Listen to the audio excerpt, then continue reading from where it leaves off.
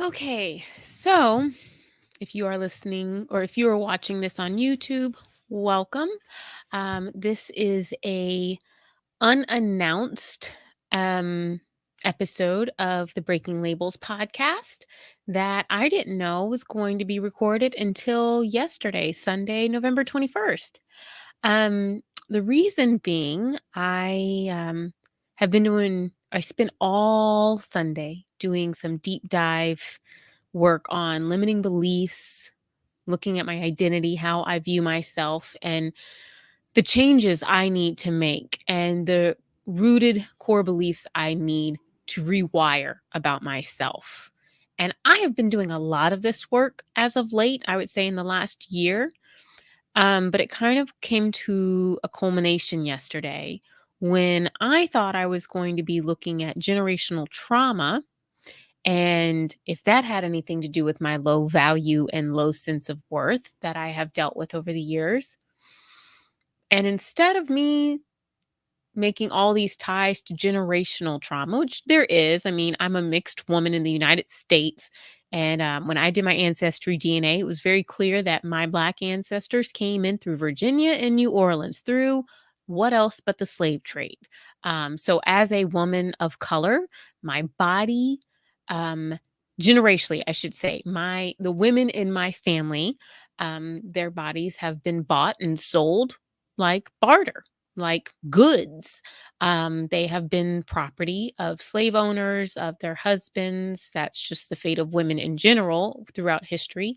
And as a mixed woman and coming from a line of Creole women in New Orleans, there was a whole bunch of history of, people basically, whether we were black enough or white enough, certainly not white enough, but still light enough that we could pass, whole history there.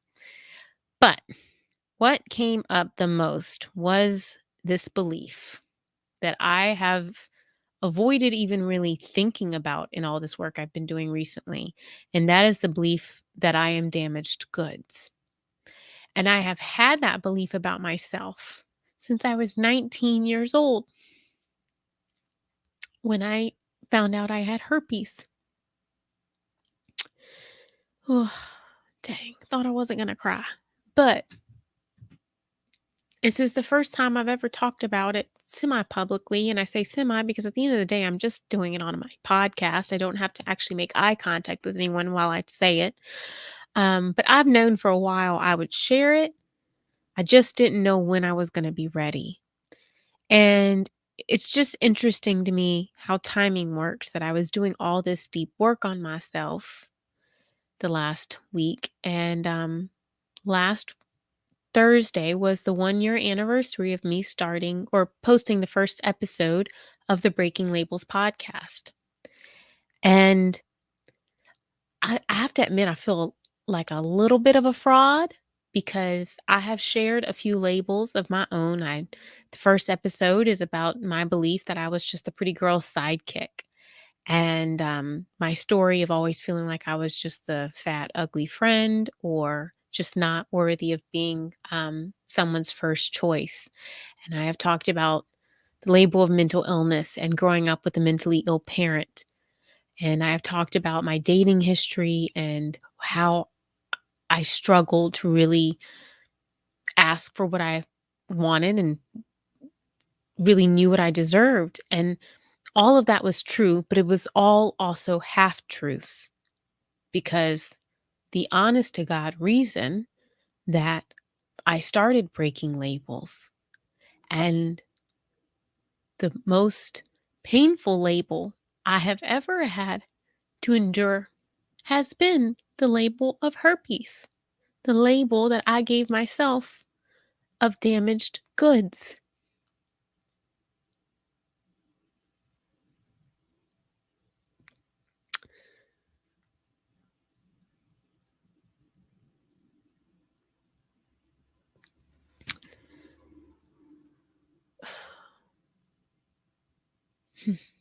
Sorry. Especially if you are watching this on YouTube. Thank God I have no followers on YouTube because right now you're just watching me cry. Anyway, so How did it start? Okay, let's go back to the beginning. And so here's the interesting thing about when I found out I have herpes. Like I said, I was 19 years old. I was in my, I guess, first serious relationship, technically second boyfriend. The first one I dated for a couple months, but um, we were fooling around and he performed oral sex on me. Now, mind you, we had not had vaginal sex. And I should also mention this is an explicit episode. I'm not going to get into like crazy stuff, but using the terms vaginal and oral sex. I don't know if you want your kids to hear this. But that's all it takes. And he had no visible signs. And 2 weeks later, now this is just the ugly irony of life. 2 weeks later, I went to my best friend's wedding. And well, without telling her story, got to see like the happy ending or the happily ever after that I thought, everybody should want, which is you are a good girl and you do things the quote unquote right way, just like I was raised to believe as well. And you get married and you live happily ever after. And during the ceremony, I felt some pain and I'm thinking, oh, what is this? I cut myself shaving. And then I went to the health department the next week when I got home. And they took some samples, did a test, and said, we're gonna wait for the official results. But yeah, it's herpes. And I just melted into hysterics because I didn't know, one, that it was even possible to get an STD or an STI without having vaginal sex. I thought that was the only way. Note to all, not the case. And I was so hysterical that I saw the nurse get this very nervous look on her face. And she asked me, do you need to talk to someone? Or are you going to be okay? Basically, like, do you need a therapist? Do you need a counselor? Because I was inconsolable. I was like sobbing hysterically, just crying, probably screaming. I don't know. I don't really remember that. But I do remember when she said, it's really not that bad. And I looked up at her. And I said, it is that bad. I was not raised like this. I've always been a good girl. This doesn't happen to good girls. So, one of the things that happens not a lot of times, but sometimes for children, if they grow up in situations where there's trauma or maybe things feel unstable to them. I'm not saying they were, but they felt unstable to me with, the family mental illness and, never knowing whether it's going to be a good day or a bad day. They tend to get into people pleasing or fawning, basically doing anything they can to make people happy so that they will be loved. And I learned very quickly that if I was a good girl, I mean like disgustingly good girl, like a goody two shoes, that I would get all the positive attention I wanted. I would get love. And I prided myself on being a good girl and never doing anything wrong. And I got to be honest, it was very judgmental. I was a Christian, um, and I went to UMYF or youth group, I should say. Sorry, I was raised United Methodist. So I went to youth groups every Sunday, and I loved going to church. I loved being involved, and of course, God loves me because I do everything right.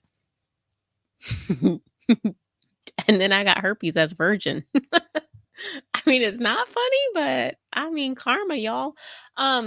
So I have to laugh now. And that's a part of the grieving process also, is being able to laugh at something, being able to find humor in it. Um, so here I am, 19 years old. I've never had sex, and yet I am the statistic. I am the 1 out of 4. And they gave me all these statistics. I don't know if they're trying to make you feel better when you get diagnosed. I don't know. But I was like, well, I don't know who these 1 and 4 are because I've never met anybody. And note just, anybody listening, I have yet to really meet 1 and 4. I've met a couple people over the years. It has not equaled 1 and 4 out of the humans that I have met in my age range. Um, and it felt so horrible and isolating. And I just, I remember feeling almost like there was no point. Not suicidal, but just this, well, I don't know who's gonna want me now. And I will say I did not blame my boyfriend at the time because he was just as un he was just as naive about all of this as I was. I mean, when I told him he was heartbroken, like I genuinely believe he did not know. And so fast forward, we never end up having sex. And I start dating. And I gotta tell you, I really, well, one, I knew I didn't want to be married yet and I didn't want to have children yet. But I also knew I was tired of being the good girl. And I also felt like it was the dumbest thing ever that people would call me that when I'm like, but I'm the statistic. Like I've watched through 4 years of college, my friends go out and date and do the whole, maybe third or fourth date, have sex, that's just what you do. And it's just, no big deal. Maybe you have a one night stand. And I would just watch and think, and I'm the one that has the STD. I'm the one that never does any of this, and I am the fucking statistic. And it was just amazing to me. But, the thing about it is when you're the statistic and you have been raised to believe that your value comes from whether or not you are a good girl, and when you have made that your identity, the gift of finding out I had herpes was that it gave me such a deeper empathy for other people. And it allowed me to stop judging because I knew you could live as piously as you want and you could still be the statistic. You could still have a label that people think means that you're dirty or you're a whore or you sleep around or you have an entire lifestyle that you don't. And you could have that lifestyle that people judge so strongly and not have that label at all. So I got to the point where people would tell me like, "Hi, it's so easy to talk to you because you don't feel judgmental." And it's because I really don't judge much, especially if it's anything to do with sex because I don't know how I'm supposed to judge anybody. And fast forward all those years later when I started breaking labels last year, and I again knew at some point I would talk about this. I knew I wanted to share it because I knew how alone I'd felt, how isolating it felt, but I just didn't know when it would happen, and I didn't know when I would be ready to. And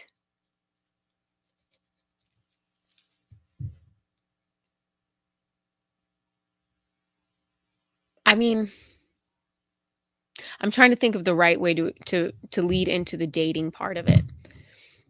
I'm not going to say that I dated bad people. They were not bad people, but as I've alluded to other times during different episodes, I definitely made choices in people that I think were a reflection of how I saw myself. And if your core belief at that point is that you are damaged goods and you should be grateful for whatever you get, then you're probably not going to be treated as well as you really want to be treated. There's this I recently read this quote in Don Miguel Ruiz's book, The Four Agreements. And it's something that I just think everybody needs to hear. And it stopped me dead in my tracks. And I had to read it a few times because I knew it to be true, because I lived it. I would say that the first, I don't know, 5 to 10 years of my dating life were living this. And it's the limit of your self abuse is exactly the limit that you will tolerate from someone else. If someone abuses you a little more than you abuse yourself, you will probably walk away from that person. But if someone abuses you a little less than you abuse yourself, you will probably stay in the relationship and tolerate it endlessly. There were numerous times in relationships, or even if we weren't in full-blown relationships where we were just dating, and I would see red flags, and I would say, "Well, I mean, I really can't judge. Here I am. I've got herpes. I'm damaged goods. I should just be glad anybody's even willing to date me." When that is your standard, whew, whew. And again, I'm not saying anybody was a bad person. I actually I don't believe any of them were bad people. Um, just we wanted different things and we had different standards at the time for relationships. And, at one point, I was talking to someone and my worst fear happened. And I always prepared myself that, hey, when you tell someone this, there is a 50-50 chance that they are not going to want to talk to you anymore. And it hurt. And it was always really hard for me to talk about it. But I also always put myself in their position where, listen, I didn't have a choice. I didn't know this was going to happen. I didn't have any knowledge that there was an option of this happening. And if I had, I don't know that I would have proceeded, especially at that point when I was so judgy and I thought I was just, God's gift to perfection because I'm such a good little girl who gets all the good attention. Um, so I always kind of took it as, well, listen, this is their choice. And as much as it may suck, it is what it is.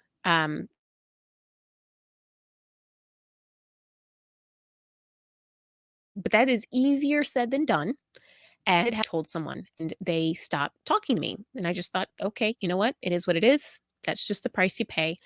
But then fast forward a few weeks and I see them out. We're both out at a bar with our friends. And I mean, he won't even acknowledge me. He pretends he doesn't see me, won't even look in my direction. And it sucked, but I kept telling myself, listen, this is the price you pay. This is just how it is and whatever. Um, But what did upset me was later, I don't remember if it was that same night or a different night out.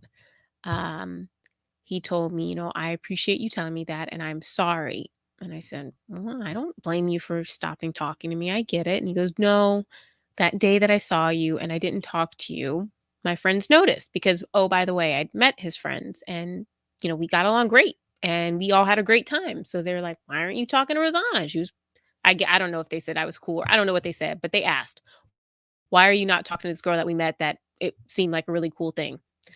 And, he told them exactly why. Um, that stung because especially for it to be something I had so much shame about, um, it was hard to know that there were people who knew one side of this. Like you knew the label, you knew that, but you didn't know the rest of the story. And at that point, it was still really important for me to tell my entire story. The fact that I had gotten this as a virgin, the fact that this didn't come from hooking up with a bunch of people. I still really clung to that narrative because it was the closest I could come to still being that good girl that I had always identified as. So knowing that someone told my narrative, told my story in a different way, in a way without any context was really scary.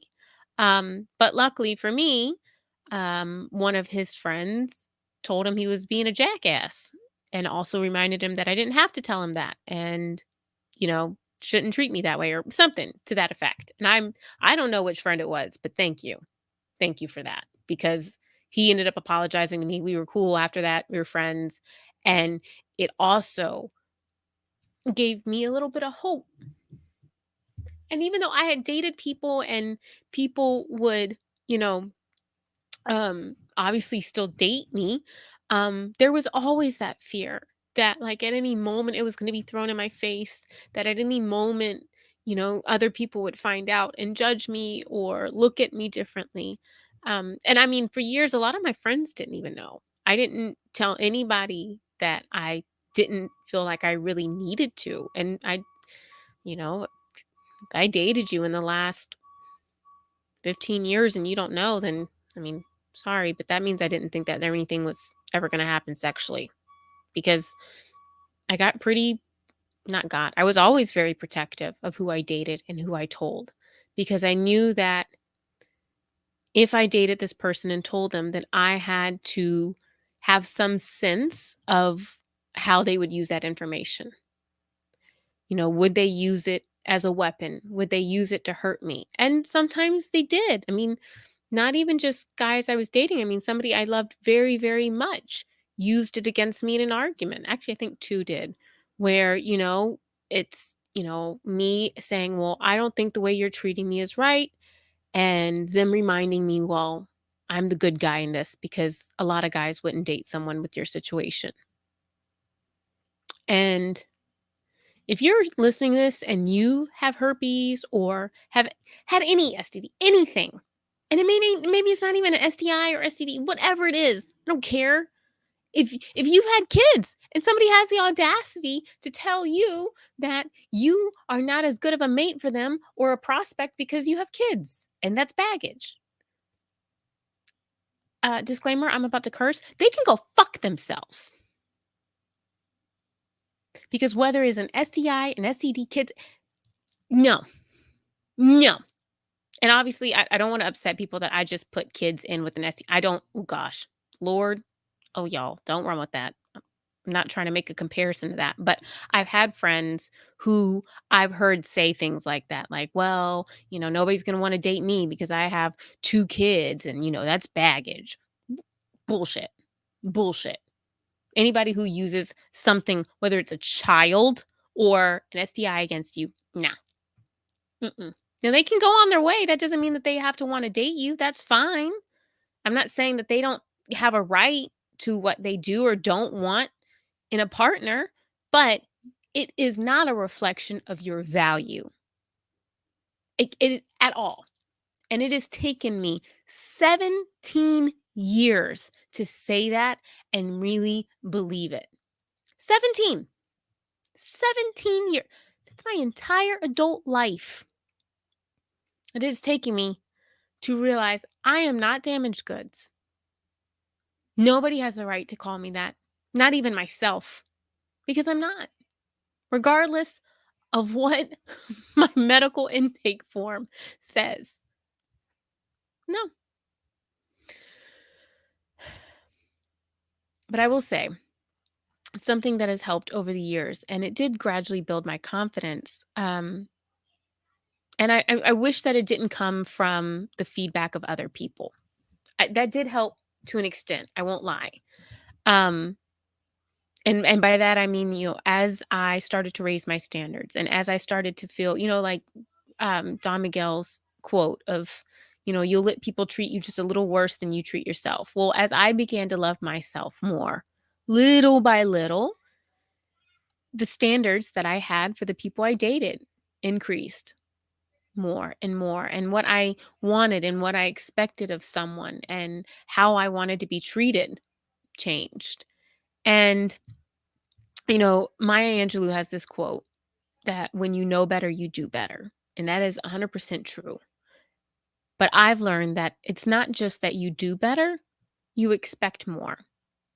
And I am very grateful to every person I've dated who still let me feel loved and still would reinforce that I was valuable. And I wish that I hadn't needed that external validation, but I did at the time. And what the full circle for me was doing this work on myself over the weekend, realizing I don't want external validation anymore. And that's why I'm willing to talk about it. External validation will only get you so far.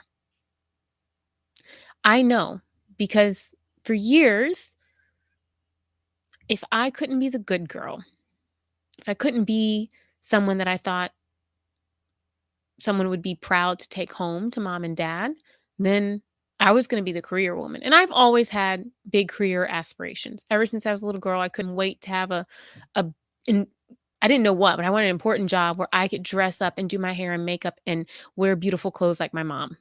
I used to love to watch her get her ready. And to me, that was like, you made it. You're an adult. You get to work. You get to dress up.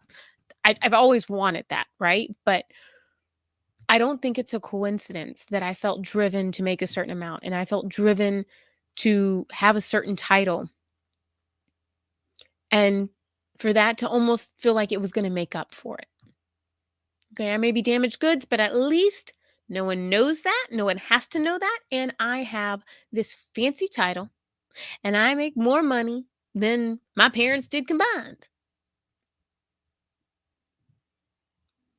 Doesn't work. Does not work. Doesn't matter what your title is. Doesn't matter how much money you make. Doesn't matter how many people tell you you are worthy of being loved. If you don't figure out where those nasty, nasty beliefs are coming from, where they are, and rooting them out, you're never going to really believe it. Not truly. And part of the reason I wanted to share this was because, I'd shared before that I'm coaching now and I want to coach women and help others feel confident in themselves to go for whatever they want, regardless of what their story is, regardless of whatever labels they felt burdened by.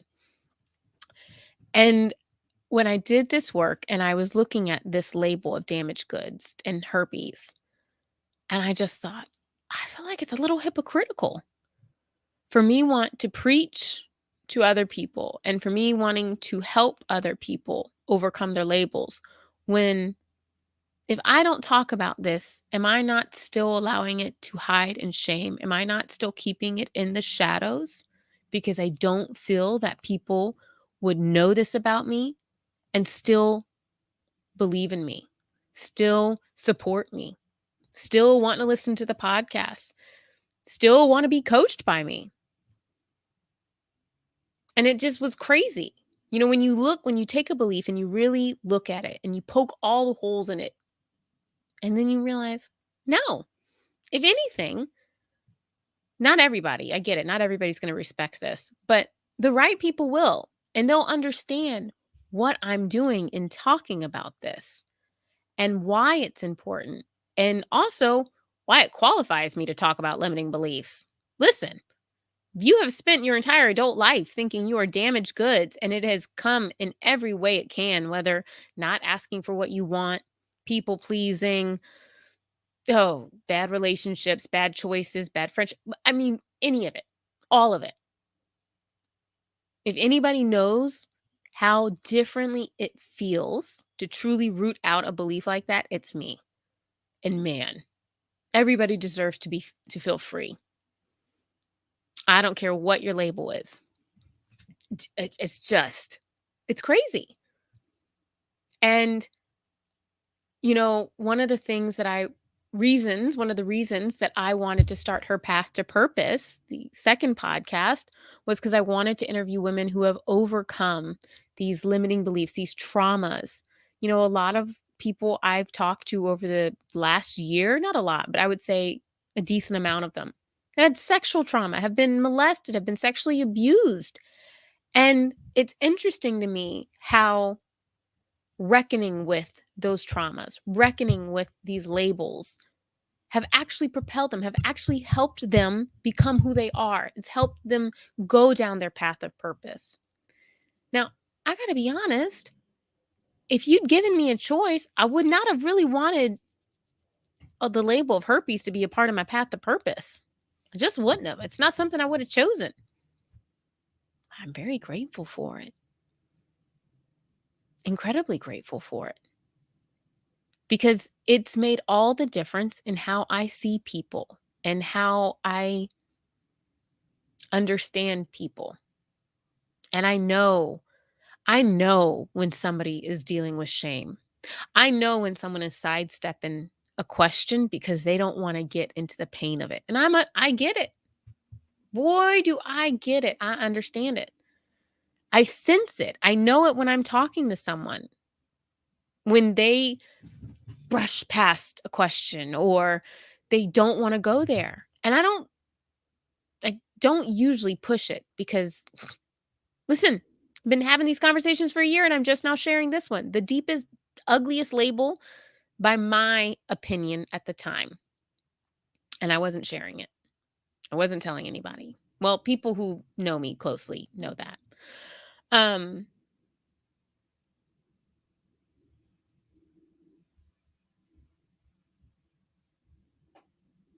One story that I just decided I didn't want anybody else to control my narrative for me anymore. I didn't want people to believe a lie instead of knowing the truth. And I chose that for a long time at different points. I remember, well, it's not that hard to remember because it only happened a few years ago. But at one point, in one way or another, I got the impression, could be wrong, I don't think I am, but I got the impression that there was a belief that I had hooked up with someone I worked with, sort of worked with. And just from little things that were said, a couple text messages, just different things. And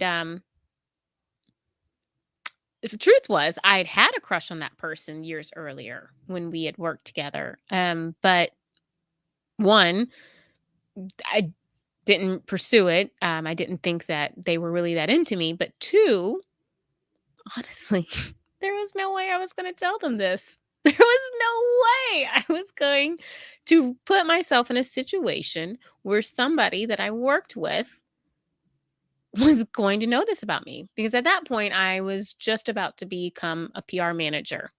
And not that it was such a big, important title, but I didn't know what was going to happen with myself at the company. But I was for damn sure not going to let this little thing be known about me and go with me. Like, I didn't know. Maybe at some point I want to be a director. Maybe I want to be a vice president of the company. You're not going to know this about me. You're not going to have this like back pocket information about me. So nothing ever happened. Well, fast forward years later, um, and I'm working with that person again. And that's when I realized or became under the impression that there was an assumption or a rumor that we had hooked up when we had worked together years earlier. And it it bothered me, one, because again, that went against my good girl. You know, I am a good girl. That's my identity. I am always a professional. I am, blah, blah, blah, blah, blah. And I made a conscious decision at one point, and I remember driving and thinking about it, and it bothered me. But I also had the thought, well, I would rather everyone believe a lie than know the truth. So if that means that people think I've slept around, then so be it. The irony, right? That I would rather people think that I'm just hooking up with random people I work with than to know that I wasn't hooking up with random people I worked with because I had herpes and I didn't want anybody to know about it. I mean, you gotta laugh at some point. I mean, it just comes back to how do you value yourself? And you attract those situations. And when in my situation, I had this core belief that my value, I am not valuable unless I am a good girl. My value and my self worth, and whether I'm not a good girl is determined by my sexuality or whether or not I have sex, then guess what? You get more evidence for it, man. What you focus on grows. What you believe is true. Always. Always. And that's why for me, I've said it a few times now, it's important to talk about this and to say it's not true. It's no impact on my value whatsoever. But I get that some people think it will. And I get that some people are going to say, well, that's not possible the way it happened. Or, well, if you shared this, then why'd you have to talk about the fact that you were a virgin when you got it? Well, because I think there's something to that too. I think that there's something to understanding that no matter what the label is that people have, you don't know their story. I'm not saying that it makes it okay or that me having it with that story makes it better than if somebody else has. If again, I think I said this earlier, but if you have slept with 1,000 people and you have herpes, you're still valuable. You are. I don't care what anybody says. And this is coming from a Christian who, again, has had it said and heard it and believed it. Sex outside of marriage is wrong. Sex is wonderful, but it has to be in the sanctity of marriage over and over and over to the point. I mean, I decided in my late 20s that I was going to wait till marriage to have sex again. I want to blow the cover. Like I had sex by that point. So this was like not me waiting, still a virgin. Um, and what I struggled with in doing that was what good Christian man, because that's again, again, remember, good versus bad man. You're going to hear that language a lot. But what good Christian man is going to want a woman who has herpes? Who? And even, when I'm doing this and I'm, abstaining from sex, I'm not having sex with anyone, it was still interesting to me the messaging. I read this book, The Weight, by Reverend Devon Franklin. If you don't know, he's married to Megan Good. They are a beautiful couple. I follow both of them on Instagram. I enjoy both of them. I like following them. It was a great book, but it was also a very tough book to read because it talks about the weight and why it's great and why everybody should wait till marriage to have sex. But one of the key points that they keep bringing up in the book was waiting till marriage means you don't get one of those diseases. And I just remember thinking, well, so what if you have that? What what if you are, by what I interpret you to be saying, damaged goods already? Does that mean you shouldn't wait till marriage now? Does that mean you're not worth somebody waiting for? And I don't think that they meant, they weren't trying to offend anybody who has herpes or any STI or STD. I don't think that, but it's tough. I got to be honest. It was really tough for me for a while to want to do that, to want to honor that, but still again have this belief that I was damaged goods. And I have to tell you, one of the most amazing things that happened in this journey to getting over this and loving myself in spite of it was I spoke at a women's retreat at my church a few years ago, or a couple years ago. It wasn't a few, but it was a couple years ago. I think it was within 6 months before COVID. And I was asked to speak. And I just knew as soon as I was asked, I knew I was going to say it. I knew I was going to talk about it because I knew at some point I was going to anyway, but I needed to work up to it. And so I did. And I mean, it was a whole lot of ugly crying, snot, tears, all of it, because I had never shared it publicly. And I'm pretty sure my roommate was in the room. And I don't think at that point she knew either. Actually, I don't think I'd ever even told her. Um, and I was welcomed with open arms. I felt so much love when I shared that. And for it to come from a group of women was great. But more importantly for me at the time, for it to come from a group of Christian women was more important because I had always felt like kind of a hypocrite or a liar. Like I'm a Christian, but I'm, again, damaged. I am not the definition of a good Christian. And to have Christians actually do that thing that, like, God says, where you take someone as they are and you just love them, that was amazing. And I wish everyone could feel that because whether it's a group of Christians or just other people, we all deserve to have a group of people, a community that loves us, regardless of anything that's happened to us, that we've done in our lives, any labels that we're burdened with. We all deserve to feel that kind of love and acceptance. So I hope that in sharing this,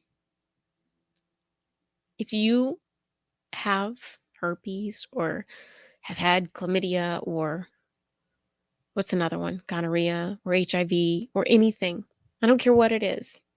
One, I hope you know you're not alone. And two, I hope you know that you are not defined by that diagnosis or the STI, nor are you defined by the way that society oftentimes would make you think that you should feel about yourself. that you're less than, that you're damaged goods. It's not true. Never was. Still not true. I'm going to have a Facebook and Instagram Live this Friday, which is Black Friday, so November 26th at 10 a.m. Eastern Time. So if anyone wants to join me, if you have any questions, if you're curious about what it's like to live with herpes for 17 years, if you want to share, whatever, join the lives. And also, I will have in the show notes my custom insight link. So if you have a question that you want to ask anonymously that you would like me to answer during the live, I will do that as well. I completely understand if someone doesn't even feel comfortable watching the live because you don't want to be associated with someone who is talking about herpes. Completely get it. I take you wherever you are. I will meet you wherever you are. If you just want to send me a private message, that's great too. And if you know someone who is dealing with this, because apparently, like I said earlier, apparently 1 in 4. I never meet anybody, but apparently 1 in 4, y'all. So if you know someone who's a 1 in 4 and you think it would help them to hear this episode, then please share it with them. Share the YouTube link, share the podcast episode, just so they know they're not alone. And they don't have to share their story publicly like I am, but they're worth it. They're loved and they're special.